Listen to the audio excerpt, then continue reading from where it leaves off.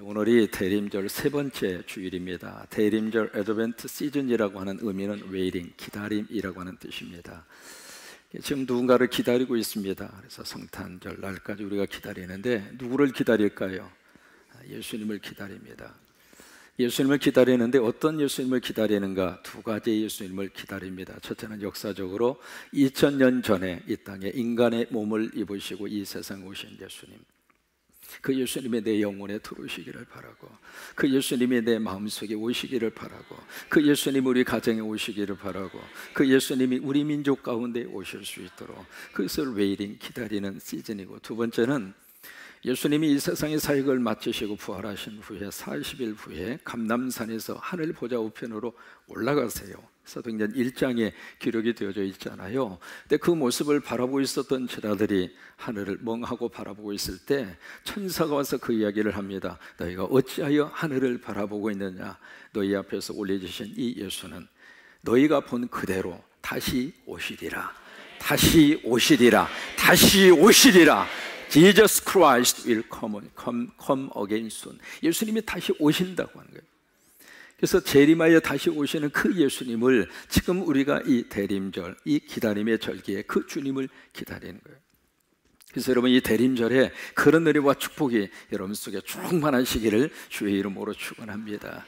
오늘 말씀은 우리가 미가서라고 하는 성경을 우리가 함께 읽었습니다. 원래 미가라고 하는 말의 원래 이름은 미가야라고 하는 이름이에요. 그 미가야라고 하는 이름의 뜻은 여호와와 같은 자가 누구인가, 그런 이름의 뜻을 가지고 있습니다. 성경에 미가라고 하는 이름을 가진 사람이 14명이 등장을 하고 있습니다. 근데 그 많은 14명의 미가라고 하는 이름을 가진 사람 가운데 오늘 미가서를 기록한, 그리고 미가라고 하는 하나님의 선지자의 사명을 가지고 하나님의 택함 받아서 귀한 사역을 감당한 미가라고 하는 이 선지자는 어디 출신이냐면 모레셋이라고 하는 지역의 출신입니다. 여러분, 지도를 항상 머릿속에 기억을 하셨으면 좋겠어요. 왜냐하면 지도가 머릿속에 있어야 그 출신과 더불어서 그 지역 상황과 더불어서 말씀이 훨씬 더 입체적으로 와닿을 수 있습니다. 여기 이제 지중해라고 하는 바다가 있잖아요. 지중해라고 하는 바다를 중심으로 해서 그 다음에 이스라엘의 이쪽에 나라가 형성이 되어져 있고 중간 부분에 닭다리처럼 생긴 것이 있잖아요. 첫 번째가 갈릴리고 두 번째는 어디죠? 사해라고 하는 바다입니다. 이것을 중심으로 해서 지도를 그려가면 돼요. 여기에 이 사해를 중심으로 해서 사해 시작하는 이 즈음에서 이 바닷가 쪽으로 내륙 쪽으로 들어가서 있는 도시가 바로 예루살렘이라고 하는 이스라엘의 수도입니다. 여러분, 지금 전 세계적으로 예루살렘의 뜨거운 감자잖아요. 바로 예루살렘이 그쪽에 위치해져 있고, 여기 모레셋이라고 하는 장소는 밑에 지역으로 남쪽으로 내려와서 바닷가 이쪽 끝자락 쪽에 위치해져 있는 마을이 모레셋이라고 하는 그 동네입니다. 지금으로 말하면 팔레스타인 사람들이 살고 있는 자치기구로 지금 살고 있는 가자라고 하는 그 지역, 메스금을 통해서 들어보신 지역이죠. 그 가자 지역 안에 있는 한 마을이 모레셋이라고 하는 그 지역이에요. 그러니까 이곳은 예루살렘이 수도권이라고 그러면 이 모레셋이라고 하는 지역은 농촌입니다. 그래서 이 미가라고 하는 선지자는 농촌 출신이에요. 서민 출신이라 바로 그거예요. 그 출신으로 이제 미가라고 하는 사람이 하나님의 부르심을 받고 선지자의 사명을 감당하는데, 이 사람이 활동을 했던 그 나라는 남쪽 유다입니다. 그리고 그 당시 통치했던 남쪽 유다의 왕은 요담, 그리고 아하스, 그리고 히스기야라고 하는 이제 3대 왕이 통치하던 그 시절에 하나님의 부르심을 받고 거의 한 60년 정도 선지자의 사명을 감당한 사람이 미가야라고 하는 이 선지자예요. 그런데 이 선지자를 통해서 하나님이 너무 귀한 하나님의 메시지를 주셨어요. 그 메시지가 바로 뭐냐면 메시아에 대한 예언입니다. 이 메시아가 바로 이 세상에, 메시아로 이 세상에 오신 분이 예수 그리스도예요. 여러분 믿으시면 아멘. 여기서 기독교와 유대교가 철저히 갈라지는 분기점이에요. 하나님이 약속하신 기름 부어서 이 세상에 구원하실 구세주로 메시아로 보내신 분이 예수 그리스도란 말이죠. 근데 그 메시아로 오시는 예수님에 대한 세 가지 너무 귀한 예언을 이 미가야라고 하는 하나님의 종을 통해서 하나님이 주셨는데, 이 예언의 말씀이 예언이 선포되고 나서 700년 후에 그대로 이루어집니다. 그러니까 700년 후에 이루어질 하나님의 거룩한 그 말씀의 예언의 역사가 그 예언이 선포되고 나서 700년 후에 그대로 이 땅 위에서 이루어진 거예요. 하나님의 말씀은 그대로 이루어집니다. 하나님의 말씀은 그대로 이루어집니다. 왜요? 하나님의 말씀하셨기 때문에, 하나님이 선포하셨기 때문에, 하나님이 역사하셨기 때문에 그 말씀은 인간이 이루어가는 것이 아니라 그 말씀이 되시는 하나님이 그 말씀이 이루어지도록 하나님이 역사하십니다. 그래서 700년 후에 이 세상 속에 메시아에 대한 너무 귀한 예언의 말씀이 세 가지를 선포하고 그 말씀대로 이루어지게 되는데, 첫 번째, 이 메시아 복음의 역사가 땅 끝까지 증거되리라. 이게 첫 번째 예언의 말씀이에요. 오늘 본문의 말씀을 보십니다. 4절에 보시면, 4절의 말씀을 보시면 이렇게 말씀이 기록이 되어져 있죠. 함께 있습니다. 그가 여호와의 능력과 그의 하나님 여호와의 이름의 위엄을 의지하고, 여기 그가라고 하는 이 말씀, 그가는 누구냐면 예수님을 말씀하고 있는 거예요. 메시아로 오시는 예수 그리스도를 지금 그가라고 하는 그 말씀을 하고 있는 것이거든요. 그러니까 메시아 예수 그리스도가 하나님의 능력과 하나님 여호와의 이름의 위엄을 의지하고 서서 뭘 하시느냐면 목축을 하신다 그랬어요. 여기 목축한다는 이야기는 그의 양무리를 목양한다 그 말이에요. 여러분, 예수님이 오셔서 목축하시고 목양하시는 그 대상이 누구냐면 저와 여러분입니다. 하나님의 양무리를 지금 누가 목양을 하고 계시는가? 예수님이 목양하고 계시는 거예요. 여러분, 목사가 목회하고 목사가 목양하는 게 아닙니다. 성령님이 여러분 가운데 함께 하셔서, 메시아 예수님이 우리 가운데 함께 하셔서 우리를 천국까지 인도하시는 것이고, 천국까지 목회하시는 것이고, 천국까지 우리를 먹이시면서 하나님의 백성으로 이끌어 가시는 거예요. 그러면서 그 다음에 보시면은 그들이 거주할 것이라. 그들이 바로 누구냐면 하나님의 부름 받은 하나님의 백성, 다시 말해서 목자가 되시는 예수 그리스도가 목양하고 있는 하나님의 양들을 그들이라, 그렇게 말씀을 하고 있는 것이에요. 근데 그들이 거주할 것이라, 그 말씀은 그들이 안전하게 살게 될 것이다. 예수님이 우리의 목자가 되시면 우리는 안전하게 살 수 있어요. 그 목자가 우리의 인생을 이끌어 주시게 될 거예요. 푸른 초장으로 맑은 시냇 물가으로도, 2017년도도 인도하셨지만 새로운 해도 하나님이 이끌어 주실 줄로 믿으시면 아멘. 손 들고 아멘. 다시 한번 아멘. 그래요. 내 힘으로 사는 것 같아도 목자가 되시는 예수님이 오셔서 우리를 이끌어 주셔야 사는 거예요. 그러면서 그 다음에 하시는 말씀이, 이제 그가 창대하여, 누가 창대한 거예요? 메시아 예수 그리스도가 창대할 것이라 그 말이에요. 그래서 그분이 창대하여, 그 다음 말씀에 보시면은 어디까지 미치리라? 어디까지 미치리라? 땅끝까지 미치리라. 그 예언의 말씀을 700년 전에 하셨는데 이 말씀이 언제 이루어지게 됐는가? 사도행전 1장 8절의 말씀. 그 말씀에서 이 말씀대로 응답의 역사가 이루어지게 되는데, 거기에 보시면 오직 성령이 너에게 임하시면, 너무 잘 아는 말씀이잖아요. 성령이 나에게 임하시면 성령과 더불어서 하나님이 주시는 선물이 있습니다. 그 선물이 무엇이에요?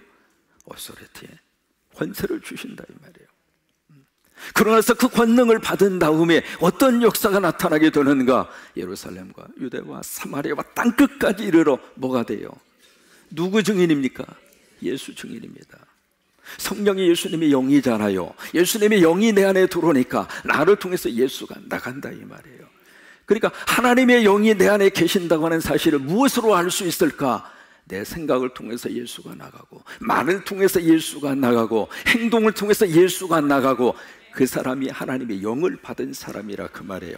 그래서 전 말씀대로 700년 후에 땅끝까지 이르러 내 증인이 되리라. 그 다음에 두 번째, 미가라고 하는 하나님의 종을 통해서 메시아에 대한 두 번째 중요한 예언의 말씀을 해주시고 있습니다. 그것이 바로 뭐냐면 예수 그리스도 메시아의 탄생에 대한 예언입니다.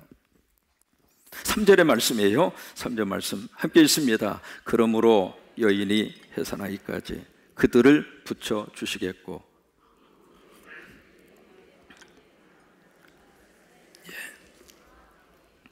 하나님의 말씀은 크게 읽어야 축복이에요. 말씀은 선포하는 거예요.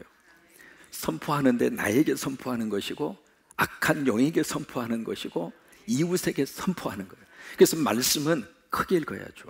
다시 3절 시작.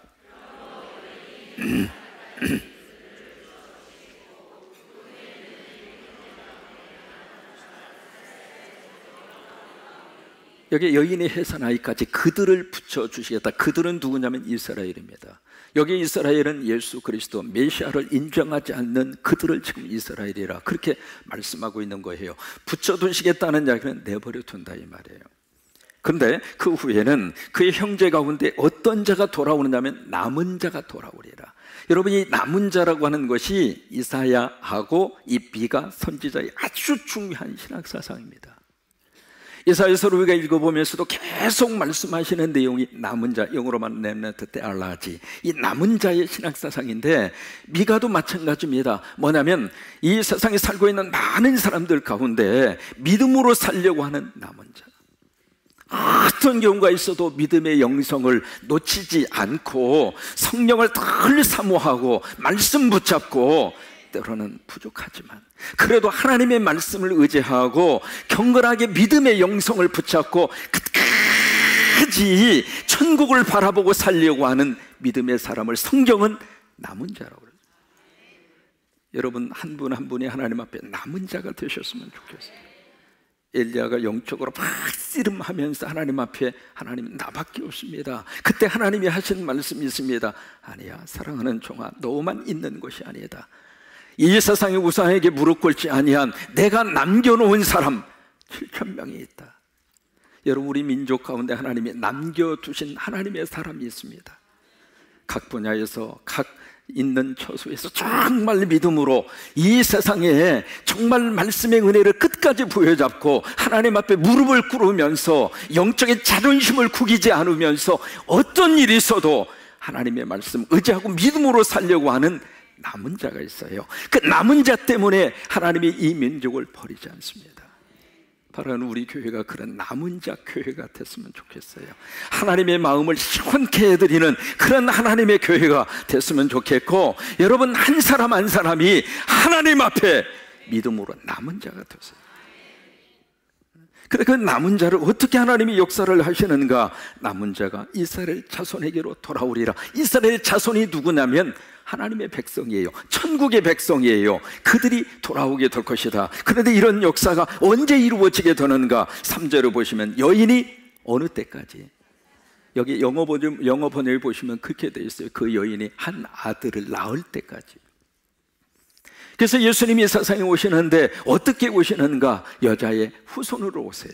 그런데 이 말씀이 갈라디아서 4장 4절로 5절의 말씀에서 그대로 응답으로 이루어지게 돼요. 그래서 그 말씀에 보시면 그렇게 기록이 되어져 있습니다. 때가 참에 하나님이 그 아들을 누구에게서 나게 하시고, 크게 누구에게서 나게 하고, 그래요, 마리아 성령으로 잉태하여 여자의 후손으로 예수님이 세상에 오신 거예요. 그러니까 예수님의 탄생에 대한 예언을 이미 미가를 통해서 하나님이 예언으로 주신 거예요. 세 번째로 미가를 통해서 주신 메시아 예언의 가장 중요한 부분이 있습니다. 그것이 바로 뭐냐면 메시아로 오실 그분이 어디에서 태어날 것인가, 탄생에 대한 장소를 예언을 하셨어요. 그 장소가 어디냐면 2절에 보시면 어디예요? 베들레헴 에브라다야. 바로 거기에서 예수님이 태어나신다고 하는 거예요. 그러면 베들레헴이 어느쯤 위치하고 있을까? 여기가 바로 예루살렘이라고 그랬죠. 여기는 모레셋이라고 하는 장소이고요. 베들레헴은 이 예루살렘에서 밑으로 약 한 8km 정도 떨어져 있는 지점에 위치해져 있는 장소가 베들레헴이에요.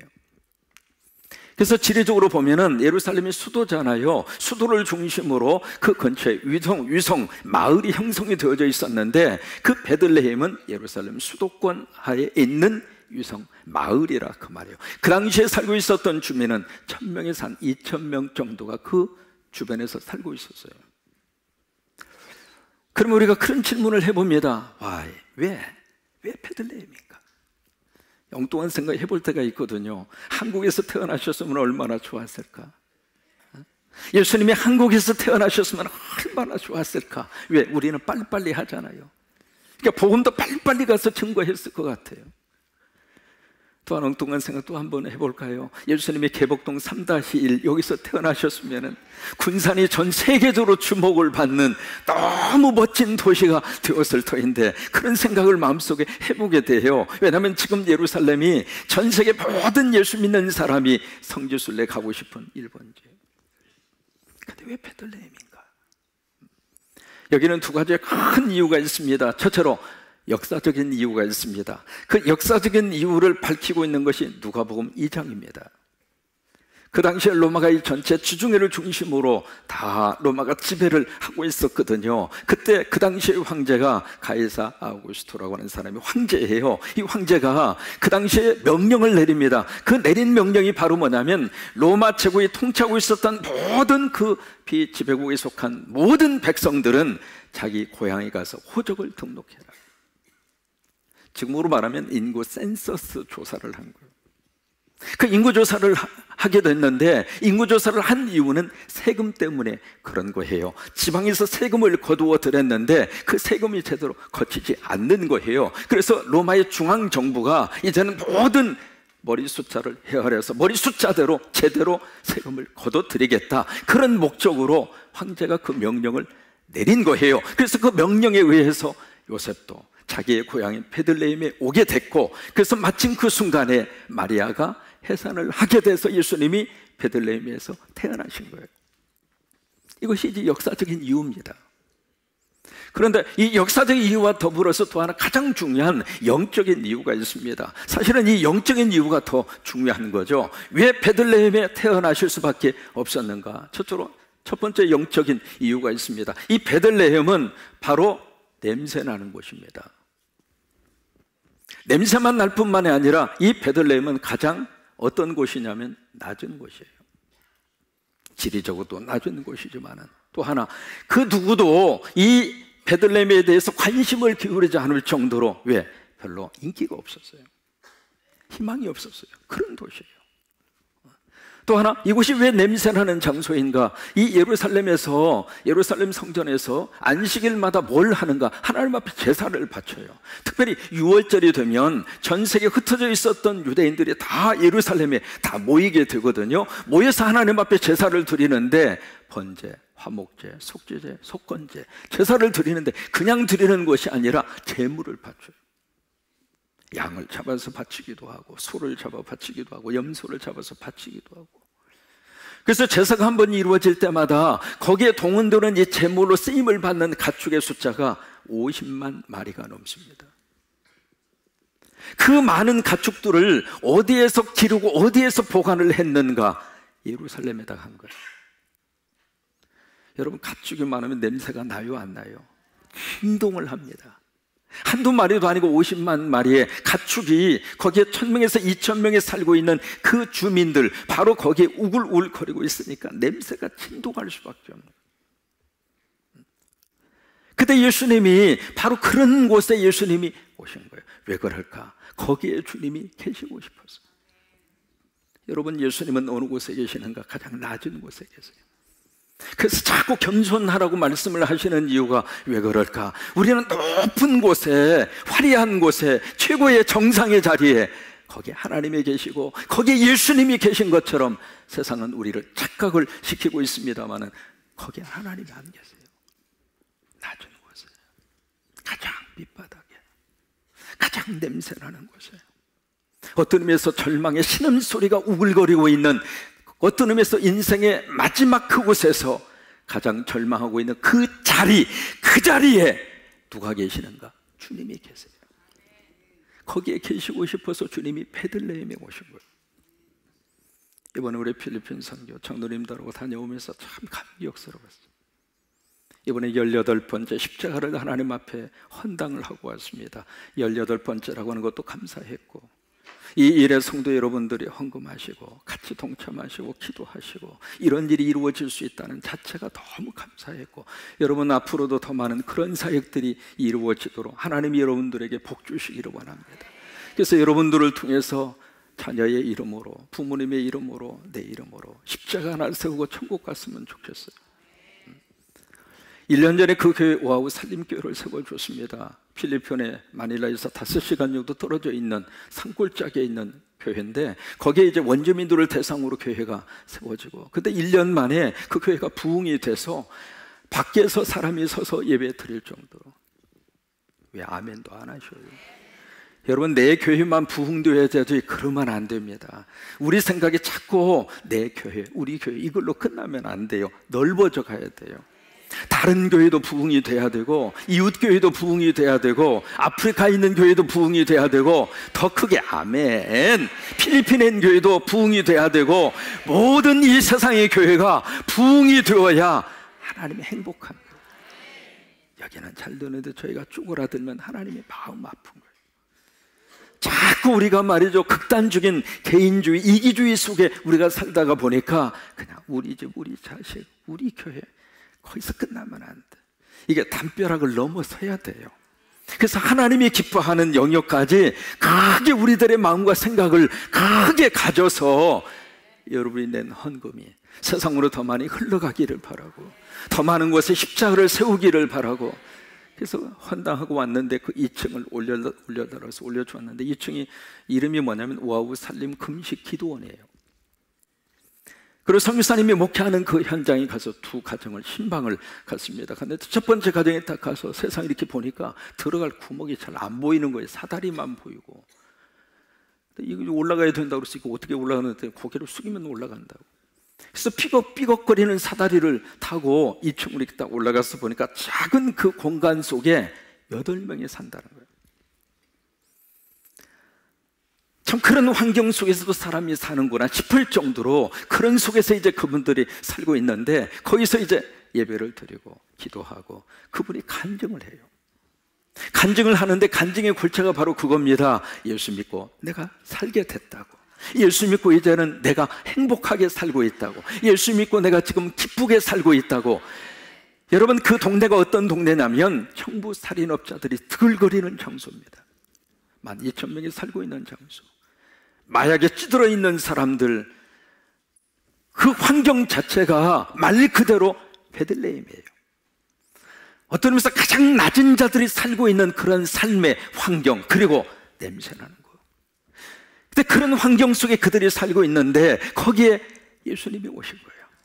그들 속에 예수님이 오신 거예요. 그래서 그들 속에 예수님을 통해서 다시 한번 삶의 희망이 생긴 거예요. 오면서 보니까 우측에 캐톨릭 성당이 하나 있어요. 그때 그 성당이 자물쇠가 잠겨져 있더라고요. 그래서 저기 뭐예요 그랬더니 거기서 성당이 있었는데 거기서 미사를 드리고 캐톨릭 신자들이 거기서 그랬었는데, 이쪽 교회가 하도 부흥이 잘 돼가지고 문 닫아버렸대. 미사를 드리고 싶어도 드리는 사람이 없어서 결국 성당이 문을 닫았다. 그 교회를 통해서 하나님이 그렇게 역사하시는 거예요.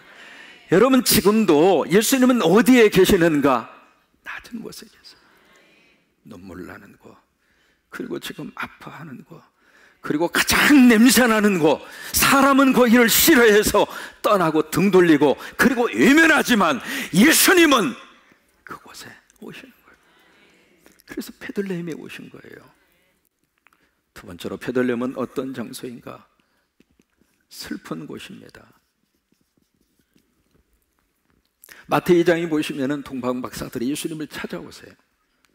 찾아오시는데 찾아오면서 그들에게 헤롯에게 그렇게 이야기해요. 우리가 왕으로 오신 분을 섬기러 왔다고. 헤롯이 가르쳐 주잖아요. 그 다음에 나중에 시간이 지난 다음에 속은 줄로 알고 그 다음에 헤롯이 명령을 내립니다. 명령을 내리는데 2살 아래의 모든 태아들은 죽여라. 그 살해를 행한 장소가 어디인가? 베들레헴이에요. 그러니까 베들레헴을 중심으로 2살 아래의 모든 어린 생명들이 떼죽음을 당한 장소가 베들레헴입니다. 여러분, 자식을 잃은 그 부모의 심정이 어떤 마음일까? 자식이 죽으면 어디다 묻어요? 가슴에 묻잖아요. 그러니까 통곡 소리가 하늘을 울리는 그런 장소가 베들레헴이에요. 가장 어떤 의미에서 슬픔이 가장 맥시마이저 되어져 있는 현장, 슬픔으로 가득 채워져 있는 그 현장, 거기에 주님이 오셨어요. 왜 그럴까? 여러분, 슬픔을 위로해 줄 수 있는 분은 주님밖에 없습니다. 내 가슴 속에 있는 눈물 나는 이 눈물과 이 아픔을 누가 위로하고 누가 와서 그 슬픔을 그대로 받아주면서, 왜요? 사람은 슬픈 현장에 와서 위로하기 위해서 했던 말이 오히려 내 가슴에 상처가 되는 말들을 할 수 있는 가능성이 참 많아요. 그 사람이 나빠서 그런 거 아닙니다. 여기에서 나오는 말이 여기까지 전달되기가 힘들어요. 그래서 슬픈 장소에 그 슬픔의 눈물을 씻어주기 위해서 주님이 베들레헴에 오셨어요. 오늘 예배하는 여러분 가운데 슬픈 일 때문에 아파하시면 주님이 여러분 가운데 오셔서 꼭 끌어안아 주시기를 바라고, 그 슬픔의 눈물을 씻어주시기를 바라고, 오늘 예배를 통해서 위로가 임하셨으면 좋겠어요. 세 번째로 베들레헴은 어떤 장소인가? 약속된 장소입니다. 약속된 곳. 2절에 보시면 그렇게 말씀을 하시고 있잖아요. 베들레헴 에브라이다야, 너는 유다 고을 중에 작을지라도. 그 다음에 보세요, 뭐라고 말씀을 하고 있는가? 작을지라도 이스라엘을 다스릴 자, 이스라엘을 다스릴 자가 누구인가? 메시아입니다. 영어로 룰러라고 하는 말을 쓰고 있습니다. 예수님은 이 세상의 통치자로 오신 거예요. 그래서 마태복음에 예수님을 뭐라고 표현을 했는가? 왕으로 표현한 거예요. 예수님이 나 안에 들어와서 나를 통치해 주시면 여기가 천국이에요. 예수님 우리 가정에 오셔서 우리 가정을 통치해 주시면 우리 가정이 천국이에요. 예수님이 이 땅에 오셔서 우리를 통치해 주시면 여기가 천국이에요. 그래서 예수님은 룰러, 다스릴 자로 오시는 거예요. 그래서 이스라엘을 다스릴 자가 내게서 내게로 나올 것이라. 내게라고 하는 것은 out of you, 너로부터 come for me, 나에게로 나올 것이다. 그의 근본은 상고의 영원에 있느니라. 그의 근본, 그 예수님의 기원은 태초에 있다, 그 말이에요. 이것이 요한복음 1장 1절입니다. 태초에 말씀이 계시느니라. 이 말씀이 하나님과 함께 계셨으니 이 말씀이 곧 하나님이라. 그러면서 14절에 보시면 이 말씀이 육신을 입고 이 세상에 오신 분이 예수님이세요. 그래서 이 말씀대로 그의 근본은 상고의 영혼에 있느니라. 이 말씀을 하시면서 바로 예수님이 어디에 태어나실 것인가? 베들레헴에, 약속된 장소. 그래서 여기에 오신 거예요. 그리고 네 번째로 베들레헴은 어떤 의미를 가지고 있는가? 베들레헴이라고 하는 그 단어의 뜻이 떡집이라고 하는 뜻이에요. 떡집. 그래서 베들레헴은 두 가지 단어가 합성이 된 그런 단어거든요. 베트라고 하는, 이 베트라고 하는 말은 히브리 말로 집, 하우스라고 하는 뜻이고, 레헴이라고 하는 것은 우리말로는 떡이지만 빵이에요. 브레드라고 하는 뜻이에요. 그래서 이 두 가지의 단어가 합성이 된 지역 명칭이 베들레헴, 이것은 떡집이라고 하는 뜻이에요. 그래서 예수님이 떡집에 오셨어요. 왜 떡집에 오셨을까? 생명의 떡으로 오시고 싶어서. 그것을 우리에게 복음적으로 가르쳐주고 우리에게 말씀하고 있는 것이 요한복음이에요. 그래서 요한복음 6장 48절 51절에 보시면 이렇게 선포를 하고 있습니다. 여러분 큰 소리 읽으세요. 시작.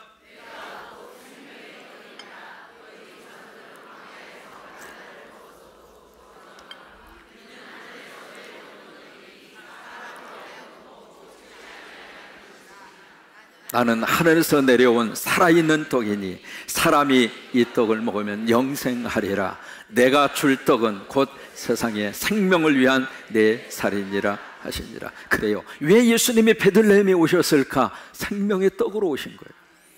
여러분, 예수 믿으면 하나님이 우리를 살리십니다. 예수 믿으면 영생합니다. 믿으시면 아멘!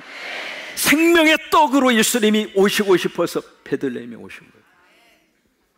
보세요. 왜 베들레헴에 오셨는가? 냄새나는 곳, 낮은 곳. 왜 베들레헴에 오셨는가? 슬픈 장소. 보세요. 낮은 곳, 냄새나는 곳, 부패된 곳, 그리고 소외되고 슬픈 현장이 어디 있는가? 우리 삶의 자리입니다. 우리 삶의 자리가 사실 베들레헴이에요. 그 자리에 주님이 오시고 싶어서 베들레헴에 오신 거예요. 왜 오셨을까? 바로 그가 약속된 장소이고, 또 하나 거기에서 주님이 생명의 떡이 돼서, 여러분 예수 그리스도를 믿으시고 다 이 생명의 복을 받으시게 되기를 바랍니다. 예수님의 생명의 떡을 먹음으로 인하여 요한복음은 믿는 것을 먹는다 그렇게 표현을 했잖아요. 아버지께서 나를 보내심에 내가 아버지로 인하여 사는 것과 같이 나를 먹는 그 사람도, 예수 그리스도를 믿는 그 사람도 나로 말미암아 살리라. 그래요. 예수님은 생명의 떡으로 이 세상에 오신 거예요. 그래서 베들레헴에 오신 거예요. 말씀을 기억하면서 결단하면서 우리 생명나무 복음성과 함께 찬양하시겠습니다.